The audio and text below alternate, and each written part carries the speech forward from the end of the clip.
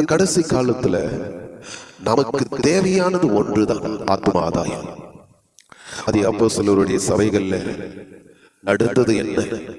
அவர்கள் எதை குறித்து, யாரை குறித்து பிரசங்கம் செய்தார்கள், யாரை குறித்து அவர்கள் சொன்னார்கள், எதை குறித்து எந்த ஊழியத்தை செய்தார்கள், இது எல்லாம் நம்ம இந்த நாட்களில் பார்ப்பதில்லை. இன்று எழும்பி இருக்காங்க, அநேக வாலிபர்கள் எழும்பி இருக்காங்க. யுத்தத்துல பழக்கம் இல்லை. செமினாருக்கு சென்று வந்தார், ஒரு தீர்க்கதரிசி, ஒரு அப்போஸ்தலனா மாறி விடுகிறார்கள்.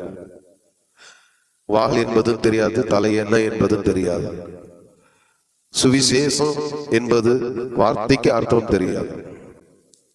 சுவிசேஷம் என்றால் என்ன, அந்த சுவிசேஷத்துக்கு அர்த்தம் என்ன, அதை முதலாவது அறிந்து கொள்ள வேண்டும்.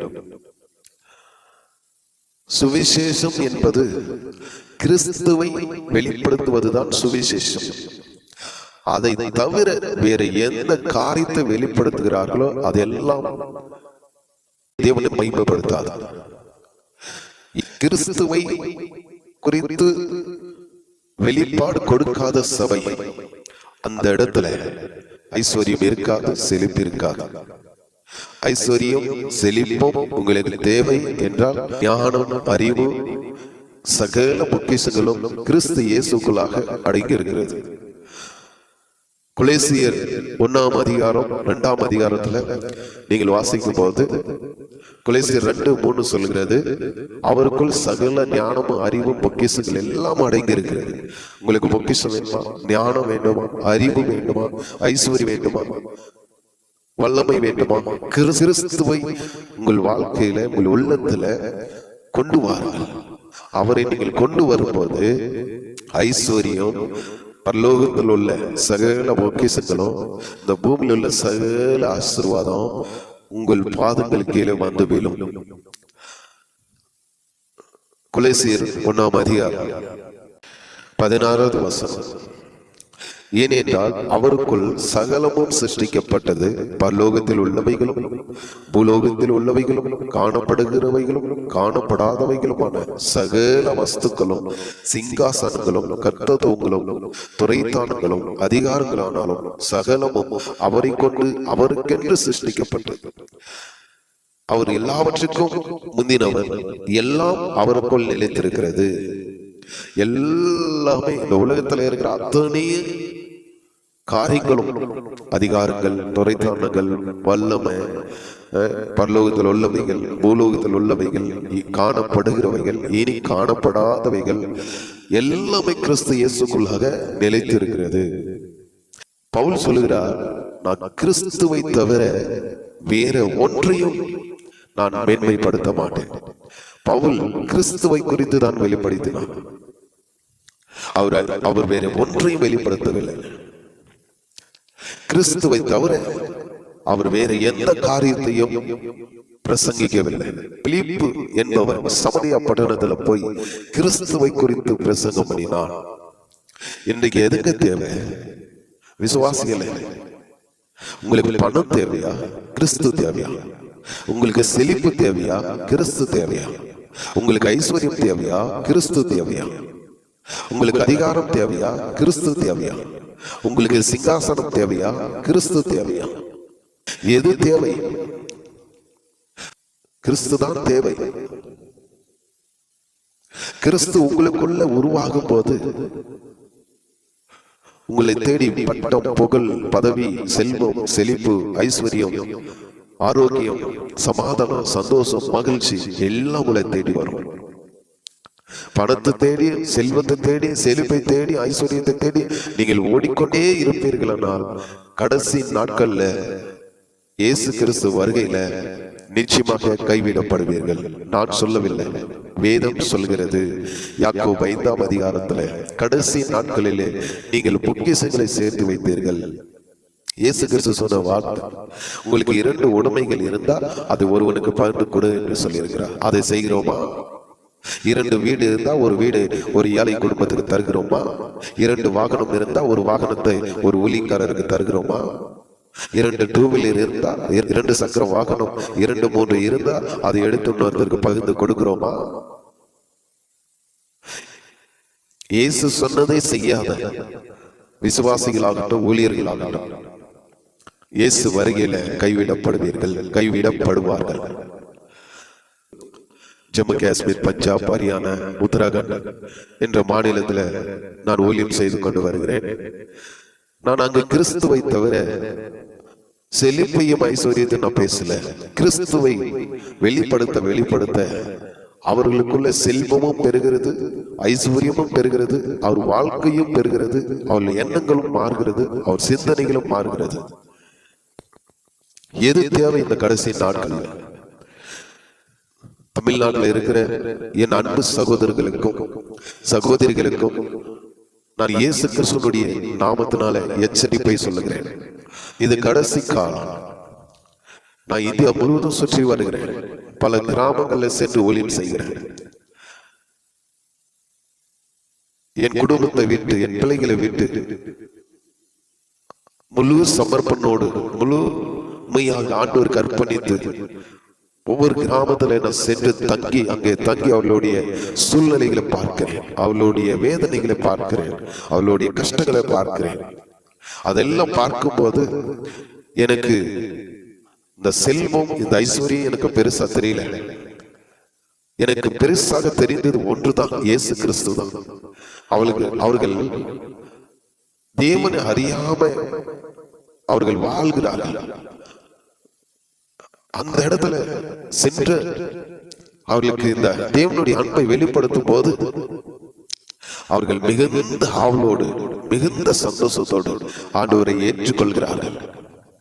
அதை பார்க்கும் பொழுது எனக்கு இந்த உலகம் எல்லாம் மாயை தான் தெரியுது. ஆத்துமா ஆதாயத்தை தவிர வேற எந்த விருப்பம் எனக்கு கிடையாது. ஆத்மா ஆதாயம் நாம் செய்யும் பொழுது நிச்சயமாக கர்த்தர் நமக்கு பலனை தருவார். இயேசு கிறிஸ்து சொன்ன வாக்குத்தத்தம், எனக்கு ஒருவன் ஊழியம் செய்தால் என் பிதாவானவர் அவனை கனம் பண்ணுவார். நீங்கள் கர்த்தருக்கு ஊழியம் செய்கிறீர்களா, இல்ல பணத்துக்காக ஊழியம் செய்கிறீர்களா, இல்ல கிறிஸ்துவுக்காக ஊழியம் செய்கிறீர்களா, இல்ல செழிப்புக்காக ஊழியம் செய்ய வேண்டுமா? நீங்களே தீர்மானித்துக் கொள்ளுங்கள். 150 கோடி ஜனங்கள் இந்தியாவில் இருக்கிறாங்க. இன்னும் எத்தனையோ லட்சக்கணக்கான கோடிக்கணக்கான மக்கள் இயேசு கிறிஸ்துவை அறியாத நிலைமையில இருக்கிறாங்க. கிறிஸ்துவை அறிவிக்கும்படிதான் பூமியில யாவருக்கும் ஆண்டவர் அபிஷேகம் செய்திருக்கிறார். கிறிஸ்துவை அறிவிக்காத சபை, கிறிஸ்துவை குறித்து பிரசங்கிக்காத சபை, கிறிஸ்துவை குறித்து மேன்மைப்படுத்தாத சபை, செல்வத்தையும் செழிப்பையும் ஐஸ்வர்யத்தையும் மேன்மைப்படுத்தி அதுதான் முக்கியம் என்பதை போதிக்கிறவர்களும் இவர்கள் எல்லோரும் கடைசி நாட்களிலே எழும்பக்கூடியவர்கள். இவர்கள் யார் என்றால் 2 தீமோத்தேயு 3ஆம் அதிகாரத்தில் சொல்லப்பட்டவர்கள் தான். மேலும் கடைசி நாட்களிலே கொடிய காலங்கள் வரும் என்று அறிவாயாக.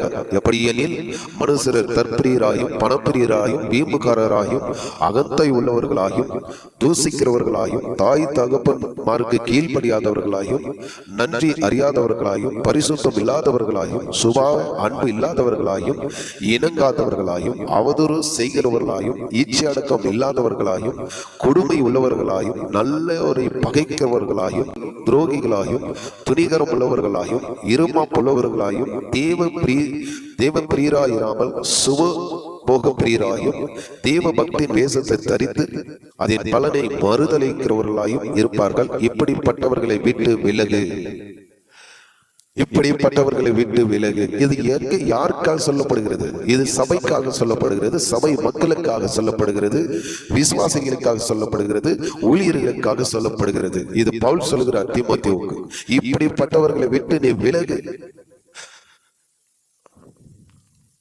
அதே தீமோத்தேயு, நல்ல போராட்டத்தை போராடினேன், ஓட்டத்தை முடித்தேன், விசுவாசத்தை காத்துக்கொண்டேன். நல்ல போராட்டத்தை போராட வேண்டும். இது அவருடைய வாழ்க்கையில நடந்த, பவுலுடைய வாழ்க்கையில நடந்த அத்தனை காரியங்களை நாம் பார்க்கிறோம். அதே 1 தீமோத்தேயு 6ஆம் அதிகாரத்துல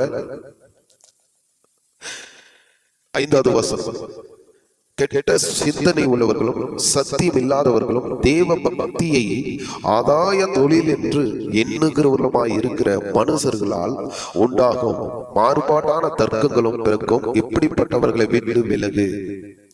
இங்க ஒரு வார்த்தை இருக்கிறது, கவனித்து பாருங்க.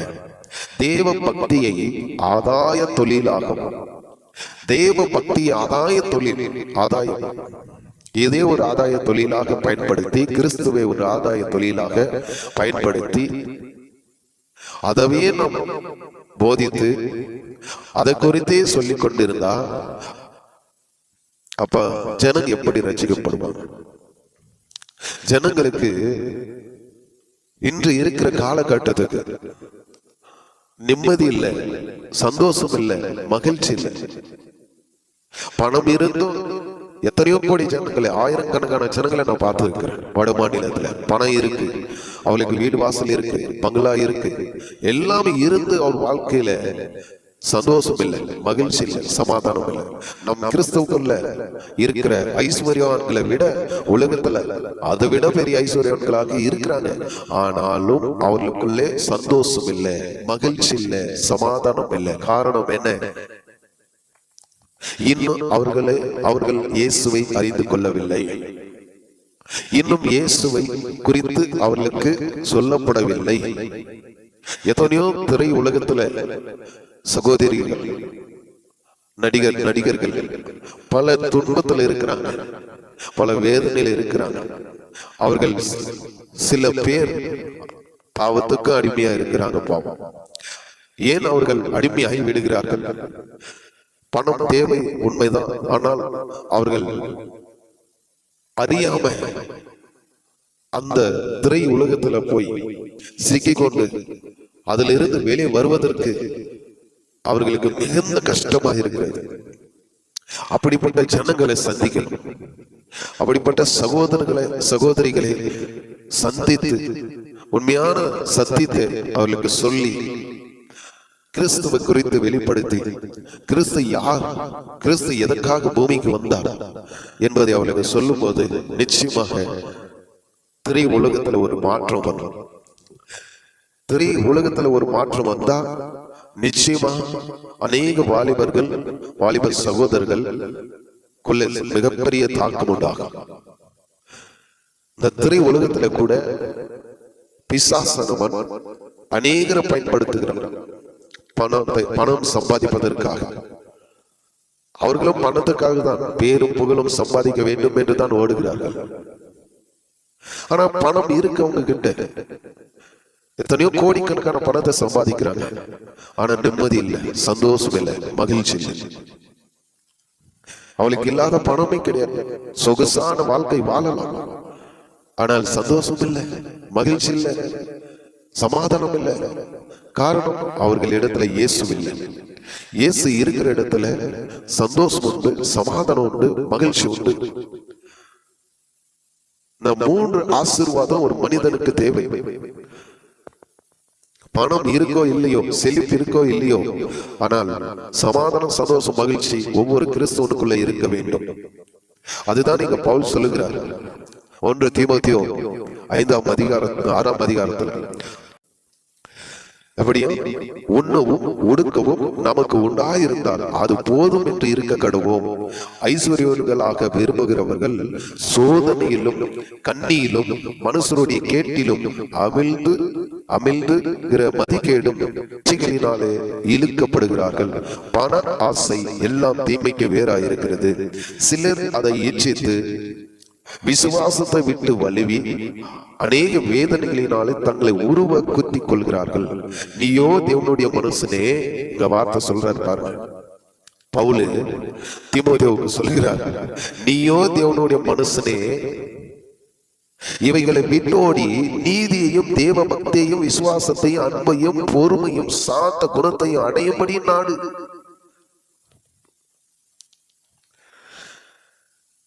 பவுல் எவ்வளவு அழகாக தீமோத்தேயுவுக்கு எழுதுறார். நீயோ தேவனுடைய மனுஷனே. ஊழியக்காரர்களுக்கு தான் இந்த வார்த்தை. ஜாக்கிரதையா இருங்க. ஒரு தீர்க்கதரிசியாக நான் சொல்றேன், நீங்க ஏற்றுக்கொள்ளுங்க, இல்லை ஏற்றுக்கொள்ளாமல் போங்க. அது உங்க விருப்பம், அது உங்க பாடு.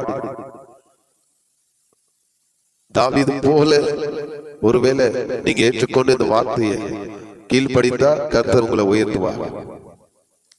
தாவீது பாவம் செய்து விட்டார் பெத்சேபா இடத்துல. அவர் ஒரு தீர்க்கதரிசி தான், பெரிய தீர்க்கதரிசி. என் கர்த்தரே சாட்சி கொடுக்கிறார், என் இருதயத்தை கேட்ட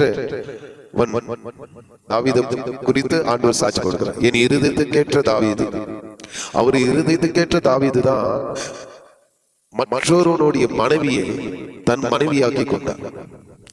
அந்த பாவத்தை செய்தோம், நான் செய்தது பாவம் என்று அவர் உணராமல் இருக்கும் போதுதான் நாத்தான்வேல் என்ற ஒரு சின்ன தீர்க்கதரிசி போய் தன் பாவத்தை உணர்த்தின போது அதை ஏற்றுக்கொண்டு தாழ்மையோடு ஏற்றுக்கொண்டு கர்த்தருடைய சமூகத்துல போய் விழுந்தார். அதுதான் உண்மையான தீர்க்கதரிசி. இன்றைக்கு இருக்கிற தீர்க்கதரிசிகள் அப்படி அல்ல. நீ எனக்கு சொல்ல வேண்டாம், நீ சின்ன பையன், உனக்கு தெரியாது என்று சொல்கிறார். நான் உங்களுக்கு சின்ன, என்னுடைய வயசு 50 ஆயிடுச்சு. ஊழியத்தின் அனுபவம் எனக்கு 25 வயசு, 25 வருடங்கள் ஆகிறது. நான் ஒரு பிசினஸ் மேன். திருப்பூர்ல கம்பெனி வச்சு நடத்தினவன். ஐஸ்வர்யத்தை பார்த்து இருக்கிறேன், லட்சக்கணக்கான பணத்தை அந்த கைகளை நான் பார்த்து இருக்கிறேன். நூற்றுக்கணக்கான ஜனங்க என் இடத்துல வேலை செய்திருக்காங்க. எல்லாத்தையும் அனுபவித்து இருக்கிறேன். ஒரு வாரத்துக்கு ஒரு மொபைலை நான் மாற்றிக்கொண்டு இருப்பேன். எல்லாத்தையும் அனுபவிச்சுட்டேன். ஆனா கடைசியாக எல்லாம் மாயதான் தெரிந்தது. கடைசியாக எனக்கு தெரிந்தது ஒன்றுதான், இயேசு கிறிஸ்துவை தவிர, அவர் ஊழியத்தை செய்வதை தவிர வேற எதிலையும் எனக்கு சந்தோஷம் இல்லை, மகிழ்ச்சி இல்லை, சமாதானம் இல்லை. ஆண்டவர் என்று என்னை வட மாநிலத்துல பல மாநிலத்துல என்னை பயன்படுத்தி கொண்டு வருகிறார். ஆயிரக்கணக்கான ஜனங்கள் ஆண்டவருக்குள்ள நடத்த உதவி செய்திருக்கிறார். நீங்க கேள்விப்பட்டு இருப்பீங்க ஹரிதுவார். இந்த ஹரிதுவாருடைய பட்டணத்துல சபையை உருவாக்க கர்த்தர் கிருபை செய்தார் என்று 2 வருஷத்துக்குள்ள அங்க 2000 ஆத்துமாக்களை கர்த்தர் தந்திருக்கிறார். நான் பணத்தை குறித்து போதிக்கல, நான் செல்வத்தை குறித்து செழிப்பை குறித்து போதிக்கல. அவர்களுக்கு கிறிஸ்துவ குறித்து, கிறிஸ்துவனுடைய அன்பை குறித்தும், கிறிஸ்துவனுடைய நற்கிரிகளை குறித்தும், கிறிஸ்துவ செய்கிற அதிசயங்களை குறித்தும் அவர்களுக்கு விவரித்து காண்பித்தேன், கிறிஸ்துவை காண்பித்தேன். இன்று சபை 2000 ஆத்துமாக்களை கர்த்தர் தந்திருக்கிறார். அந்த சபை ஒரு ஊழியக்காரருடைய கரத்தில் நான் கொடுத்து விட்டேன். இப்பொழுது அவர்கள் நடத்துகிறார்கள். எத்தனையோ ஊழியர்களை எழுப்பி அவர்களுக்கு அந்த இடத்திலே, அவர்களுக்கு கருத்திலே அந்த சபை கொடுத்து வந்திருக்கிறேன். என் குடும்பத்தையும் பிள்ளைகளையும் விட்டு நான் கர்த்தருக்காக, கிறிஸ்துவுக்காக என் சொந்த மாநிலத்தை விட்டு, என் குடும்பத்தை விட்டு, என் பிள்ளைகளை விட்டு தூர தேசத்து, நான் அறியாத பாசை, நான் தெரியாத பாசை, நான் தெரியாத ஜனங்கள் கொண்டு போனார் கர்த்தர். இன்று ஜம்மு காஷ்மீர்ல எத்தனையோ ஊழியர்களை கர்த்தர் எழுப்ப உதவி செய்தார். பஞ்சாப்ல, ஹரியானால, உத்தரகாண்ட், ஒரிசா, சத்தீஸ்கர், மகாராஷ்டிரா. எவ்வளவு ஒரு பாக்கியம்! ஏன் இதை நான் சொல்லுகிறேன்? இன்று தமிழ்நாட்டு ஊழியம் பணத்தை தேடியும் செழிப்பை தேடி ஓடிக்கொண்டு இருக்கிறது. ஆத்மாவை தேடி ஓடல, கிறிஸ்துவை தேடி ஓடல. சபை பிராஸ்பட்டி என்று ஓடுகிறது. அதே போல இன்னொரு இப்போ ட்ரெண்ட் ஆயிட்டு கொண்டு இருக்கிறது. இப்ப என்னது ப்ராபசி செமினார். இப்போ ப்ராபசி மேல போகுது. ப்ராபசி சபை எது மேல கட்டப்படணும்? ப்ராபசி மேல இல்ல, பிராஸ்பட்டி மேல இல்ல. சபை கட்டப்பட வேண்டும் கிறிஸ்துவின் மீது. கிறிஸ்துவின் மீது சபை கட்டும் பொழுது அது எந்த காற்றும் எந்த புயலும் வந்தாலும் அசையாது. ஏற்ற வேலையில ஆண்டவர் தன் பிள்ளைகளுக்கு வேண்டிய எல்லாவற்றையும் தருவார். மத்தேயு சுவிசேஷம் 6ஆம் அதிகாரத்துல, ஆகினார் முதலாவது தேவனுடைய ராஜ்யத்தையும் அவருடைய நீதியை தேடுங்கள், அப்பொழுது இவைகள் எல்லாம் உங்களுக்கு கூட கொடுக்கப்படும். முதலாவது இயேசு கிறிஸ்து சொல்லி இருக்கிற வார்த்தையை இயேசு தன்னுடைய வாயினால சொல்லப்பட்ட வார்த்தை. முதலாவது தேவனுடைய ராஜ்யத்தையும் அவருடைய நீதியை தேடுங்கள், அப்பொழுது இவைகள் எல்லாம் கூட கொடுக்கப்படும். அதே மேல் வசனம் 31 ஆகையினால் எண்ணத்தை உண்போம், எண்ணத்தை குறிப்போம், எண்ணத்தை உடுத்துவோம் என்று கவலைப்படாதீர்கள். இவைகள் எல்லாம் அஞ்ஞானிகள் நாடி தேடுகிறார்கள். இவைகள் எல்லாம் உங்களுக்கு வேண்டியவைகள் என்று உங்கள் பரமபிதா அறிந்திருக்கிறார். உங்களுக்கும் எனக்கும் என்ன தேவை என்று, இன்றைக்கு வேண்டிய ஆகாரம், இன்றைக்கு வேண்டிய உடைமைகள், தேவைகள் அத்தனையும் நம்முடைய பரமபிதா அறிந்திருக்கிறார். நாம் அவருடைய பிள்ளைகளாய் இருக்கிறோம். நாம் தேட வேண்டியதை தேடணும். தேவனுடைய ராஜ்யத்தை, அவர் நீதியை தேடணும். தேவனுடைய ராஜ்யம் இந்த பூமியில ஸ்தாபிக்கப்பட வேண்டும். தேவனுடைய நீதியை நிறைவேற்ற வேண்டும். செழிப்பினால ஐஸ்வர்யத்தினால நிறைவேற்ற முடியாது. செழிப்பு எத்தனையோ மக்கள் கிட்ட இருக்கு. உலகத்துல எத்தனையோ கோடி மக்கள் கிட்ட செழிப்பு இருக்கு, ஐஸ்வர்யம் இருக்கு. அவங்கள நீதி நிறைவேற்ற முடியாது. தேவனுடைய ராஜ்யத்தை கட்ட முடியாது. யார் கட்ட முடியும் என்றால் தேவனால தெரிந்து கொள்ளப்பட்டவர்கள், தேவனால் அபிஷேகம் பண்ணப்பட்டவர்கள், தேவனால பரிசுத்த ஆவினாலும் அக்னியினாலும் அபிஷேகம் பண்ணப்பட்டவர்கள் தான் தேவனுடைய ராஜ்யத்தையும் தேவனுடைய நீதியையும் நிறைவேற்ற முடியும். பிலிப்பு என்பவர் சமரியாவில் உள்ள ஒரு பட்டணத்துக்கு போய் கிறிஸ்துவை பிரசங்கித்தார். அந்த பட்டணத்தில் அநேகருக்குள்ள அசுத்தாவிகள் அவர்களை விட்டு வெளியேறினது. திமிர்வாதக்காரர் சுகமடைந்தார்கள், சப்பானிகள் நடந்தார்கள். அந்த பட்டணத்தில் மிகுந்த சந்தோஷம் உண்டாயிற்று. ஒரு பட்டணத்துக்குள்ள சந்தோஷம் வர வேண்டும், ஒரு பட்டணத்துக்குள்ள மகிழ்ச்சி வர வேண்டும், ஒரு பட்டணத்துக்குள்ள சமாதானம் வர வேண்டும் என்றால் அந்த இடத்துல கிறிஸ்துவை வெளிப்படுத்த வேண்டும், கிறிஸ்துவை பிரசங்கிக்க வேண்டும். இதுதான் ஊழியம். இந்த ஊழியத்தை தவிர வேற எந்த ஊழியம் செய்தாலும் அது கிறிஸ்துவுக்கு மகிமையா இருக்காது. அது கிறிஸ்துவ ராஜ்யத்தை இந்த பூமியில கொண்டு வராது. கிறிஸ்துவனுடைய ராஜ்யம் என்பது என்ன? பரலோகத்துல பிதாவினுடைய சித்தம் செய்யப்படுகிறது போல இந்த பூமியிலே அவர் சித்தத்தை நாம் செய்ய வேண்டும். அவர் ராஜ்யத்தை இந்த இடத்துல கொண்டு வந்து ஸ்தாபிக்க வேண்டும். அதுதான் அவருடைய திட்டம். இதை தவிர பணத்துக்கும் பொருளுக்கும் ஓடிக்கொண்டு திரிந்து கொண்டு இருந்தீங்களா விசுவாசிகளே, நீங்கள் வஞ்சிக்கப்பட்டு விட்டீர்கள். உங்களுக்கு இருக்கிறது போதும் என்று மனதோடு கூடி பக்தியை மிகுந்த ஆதாயமா எண்ணிக்கொள்ளுங்க. கொடுத்ததுல சந்தோஷப்படுங்க. கொடுத்ததற்காக நன்றி சொல்லுங்க. இப்போது ஆண்டவர் கொடுத்த ஆகாரத்துக்காக நன்றி சொல்லுங்க. இன்று கொடுத்த அப்பத்துக்காக, தண்ணீருக்காக, பிள்ளைகளுக்காக, கணவனுக்காக, மனைவிக்காக எந்த வேலை கொடுத்தாரோ அதற்கு தினந்தோறும் நன்றி சொல்லுங்க.